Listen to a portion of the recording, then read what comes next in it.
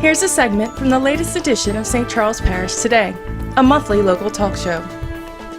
The parish's Information Technology Office rarely interfaces with the general public. However, their operations are crucial to the success of each of the other parish departments. We last checked in with them in the summer of 2016 when they were planning a few large projects. Here with me today to give an update is Executive Director of Technology and Communications, Anthony Io. Well, look, everyone, thank you for coming on. Thank you for having me. I appreciate it. It's been about, what, a year and a half since you've been on the show? Yeah. Well, so back to that first interview. You mentioned some upgrades that you guys were working on in Waterworks. Mm-hmm. So can you tell me what's the update on that? Or? Yeah. So if you recall, we talked about how when people go out in the field, they use paper maps, right? And I actually brought some to show you. These paper maps are kind of clunky. They get wet because people are dealing with things in the field. So what Robbie had envisioned, he said, hey, is there a way we can use technology to make this somewhat better? So I said, well, let's figure it out. So with the help of our GIS department and our IT department, GIS was able to make a user-friendly application that works in iOS. So we bought iPads, and now these gentlemen in the field, they don't have to go through these clunky maps, reprint these maps. That's another thing that costs us additional funds. If something gets updated, some infrastructure with Waterworks, they have to reprint certain pages. Now the data is live in real time. We do keep these as like backups, and they keep a set in the car, but they're working in a live environment, and because of IT being able to facilitate that need, and the directors in our departments that want to be more innovative and work more streamlined with using technology. So it's been a great experience. So these, the meter readers, they're using a phone, a tablet? Okay, yeah, and I'm glad you brought that up, because this was a separate instance where, you know, if people working on some of the valves and the lines and being aware of where the infrastructure was, these meter readers, they used to use this proprietary piece of technology that was very old, expensive to keep up, and there was some people around the country that were using smartphones, like an Android device, that would use the GPS location to authenticate where you were at and the addresses. And then the meter readers were able to read the meter and in real time upload that data. In the past, they would take these clunky devices, put in the data, come back to the office, plug it in, upload the data. It would take some time. So this is real-time data that's being uploaded into our billing system. It helps with efficiency. It's more cost-effective, and we also can be more accurate with billing, and we don't have to go back out sometimes and recapture some of that data. So it's been really good. It's been a really good solution for the Waterworks team. Awesome. Well, Waterworks is not the only department that you guys have been bringing into the digital world, I should Correct. say. Planning and zoning has got an update as well. Right. So planning and zoning initially went to what's called My Permit Now. So a lot of the permitting and stuff was done online, and in the beginning when we first started when I first started working here. And it was great because you could kind of track some of the process electronically through a web portal. So when we started looking at some other ways that technology could help, Michael Albert came to me, and that's what's been great. All these directors have been really embracing innovation instead of saying, I don't want to change. Kind of looking at where they could probably upgrade. Yeah. And I encouraged it when I first started working there. I told them that's what I was here for, to help in that regard. So we started looking at the database that we have now when it comes to code enforcement violations. So if you were to search 123 Canal Boulevard, you'd have to type in BLVD, Boulevard, multiple instances of Boulevard to get your query, which is your search, right? And that's kind of cumbersome on the employees. You can miss things. There could be some misinterpretation or bad data entry. So we have recently started taking on the opportunity to put this into My Permit Now, and it's a separate instance, if you will, and we'll streamline it using our GIS data. So you have IT helping with the technology side, GIS helping with the data side, making sure that the data has integrity, and there's, as I would hate to say no faults, because it takes a lot of time to massage Right. that, but to minimize any errors in that data, so you can have a complete picture of what's been done in that property, what has had the history of that property. Because it was a big deal going from paper to technology a while back. Well, we have an Access database that's pretty outdated, so I think they're really excited. I know they are really excited about getting this, and I just think it's one of those, another value-added IT thing where sometimes you're not always saving money, you're saving with efficiency. Another thing that I think people don't realize that IT is very involved with is when the parish constructs a new property or a new building. For instance, the DA building. Right. You guys have a big role in making sure that goes smoothly. That's correct. So when the building is proposed, we understand that there's a lot of people that we provide services to under the umbrella of parish government, that the DA being one of them. And we've actually tried to be collaborative with people like the clerk of court. So before I get to the DA building, the clerk of court had some technology needs, and they said, we'd really like to go to the cloud with a solution. It would help our end users, and then we would be able to be more effective and efficient. So we worked with the clerk to bring them on our network because it was more capable of handling that kind of load, that network load. So we work with them, and that's an existing building facilitating their technology and their network infrastructure. So with the DA, we're building this new building. Well, guess what? You need to run fiber, so you can have a main line connection. You need to put switches in. We need to have access points. And not only that, we need to facilitate, what's the conference room going to look like? Are we going to have large screen devices? Right. What kind of devices are you going to want to communicate with those things? So there's a lot of planning that goes, like you said, a lot of people don't see it, but we're It's like there. months of planning. Yeah, we're there to make sure that the technology they need is there and is streamlined and efficient. And, the funny thing is we say, people just get used to having a high level of availability. And when it's not available, people complain. So when we hear less complaints, we don't need I think praise. that's all of us when we don't have Yeah. Wi-Fi. We don't need praises, but we love to have limited complaints, and that's one of our metrics internally.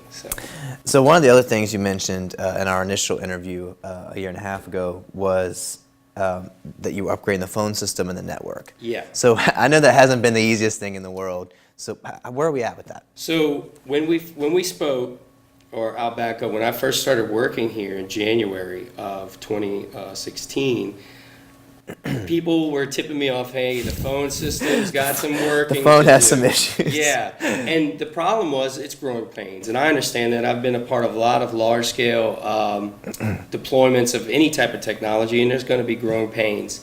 So I said, well, that'll be one of the first things we work on. So we're working on it, we're looking at it, and we're like, wow, okay, we're doing a lot, and we're not getting where we want to be. So we brought in a third party because I wanted to be a clean slate. Let's get a third party in and analyze our network. So bringing a tool, we're starting to analyze it, and we're realizing that the network infrastructure, which is the switches. So at home, you have a router and a modem, right? And the modem gives network signal to the router. Well, we have a bunch of switches that act like that. They route the data and the information. So when those don't work in unison and they don't communicate properly, when we have what we call, it's inconsistent, right? So we have these categorizations of data that are more important. So voice is more important than if you're trying to access a website, because you can buffer a little bit and wait till your turn to get your information. So what you're saying is a phone call should be a priority. Absolutely, Okay. and the network was not allowing for that. So that third party, we started pricing out things, and we realized that we really needed to do a total network overhaul infrastructure-wise. So phase one was the wired connections. We had a company called UDI come in, and they helped us, and we got this done soon after we spoke. And then this year, we're actually completing our wireless upgrades, which was great. It's a great opportunity because we're seeing, you heard me talk about these wireless devices that these people are adopting to do their daily business. So we're growing, we're providing services. So our need for wireless internet is not only for growing now, as well. but for growth, because we see that as something in the future that we'll need. Okay, so one of the projects, and this is kind of in its infancy, but Asset Works and Public Works. Can you tell us a little bit about that? Because it's an exciting thing. Yeah, so it's really kind of a game changer as far as not only for how Public Works will work internally, but how the community will interact, how a council member would interact. Because a lot of things are driven by, hey, we have a block culvert, or hey, externally you have some things that are reported in, right? But internally, we have preventative maintenance. And that's something that Clayton Fauché has been really focusing on, is a lot of preventative maintenance. There's some things that we can do internally in Public Works that can really achieve long-term results. We don't have to worry about being down without a pump. We have a backup pump. Let's pull the pump and do this preventative maintenance while we have the temporary pump in place. So Mr. Fauché has been doing a great job with that. So I was on the team in the beginning. They've been running with it now because we have now what's called Asset Works, which it looks at everything as an asset, from a road to a sign to you have the pump station, but you also have the pumps 1, 2, 3, 4, 5. You have the generators, and all these things have notifications and planned preventative maintenance topics within them. So you'll get notified and say, hey, it's been X amount of time since you've changed the oil on this generator in this pump station. So whoever's assigned to that asset. Or you'll get someone called in and say, I have a block culvert at the corner of Barton and Highway 90. So then you'll have that asset tracked. We'll see how often that occurs, who's doing the work there. And what that helps is it helps us track common occurrences. I was going to ask, does it look at, okay, was this pump always breaking? Right. And we already do that internally, but this helps us do it smarter and, like I said, more efficient. So it was a big endeavor. GIS, again, another department that was integral in helping with this. We didn't want to rebuild our data from scratch. And we have a great GIS department with Luis Martinez and his team. They have great data. So we took that data and extracted it to put it in Asset Works so it could communicate back and forth when there's changes, because we rely on that for our infrastructure. And now we have this system that's being built that's going to change the way we do things in Public Works as far as an efficiency standpoint. So the ultimate goal is we have Asset Works full blown. Once we achieve what we want to achieve in Public Works and we get that off the ground running, we can implement it in Parks and Recreation, wastewater, waterworks, if they deem that this is a necessary tool for them to achieve what their goals are in that department. So it's really exciting. It takes some time, a lot of times people are like, so when are we going to start using it? Well, we're using it. It's just internally massaging information and data. And it's been a great experience so far. Awesome. Okay, so I should have asked this first, but how many people are in the IT department? Because it's not a big department. Okay, the IT department has 3 people in it, okay? We have Abel, Eric, and Kim, right? They do an excellent job. They have a great work ethic. It's one of those things where it's such a good team. We've got a lot of years of experience with them being here in St. Charles Parish, too. So it's like a family atmosphere as far as people aren't hesitant to tell them what's going on, and they're not hesitant to say, oh, I call them all the time. Yeah, we need to address these things. So, and they've done a great job too, because we've encouraged professional development, and they're doing a great job growing and taking trainings, because a lot of times when this technology grows so fast, right, it's ever changing, the landscape of technology. So to meet that landscape that's changing head on, to some professional development. So they've been doing a great job with that. And we really have seen, because of our forward-thinking approach with our network infrastructure, it's helped us out in the long run. Right. So I think they're also grateful that we've done that too. So it's been a win-win for everybody. And so in essence, we have essentially 3 IT people in the new. So yeah, 4. Exactly. So basically 4 people to cover all the parish departments and all the employees. Because as you would know, it's kind of a lot. As you would know, sometimes I'm closer than they are. And sometimes I'll be adding a printer or restarting something. So. You guys are always out and about. Okay, so off of the topic of parish IT, being that you're one of the IT gurus, is there any tip that you want to give our residents just about technology in general in the new year? Yeah, okay, for 2018, you'll always see what's called phishing, right? And phishing is when people are trying to obtain your login information, your personal information. A lot of it is through email. You'll also see a lot of pop-ups. So if you go to some websites that are might not necessarily be legitimate, sometimes people are searching for things like free movie streams, and then they go and they click on something and then they ask for some username and password information, but it's not really your Apple iTunes store. Be aware. I don't want to be an alarmist, but people, especially some of the older folks that have technology, and they're kind of new to the technology sphere because they all have iPhones and devices now, and then a lot of them have social media. And I think just on that, there doesn't ever come a training when you get an iPhone. Like no one ever says like this is what you need to look out for. Exactly. Yeah. My grandmother joked with me when she got her iPhone. She's like, "Can you train like my 5 friends one day?"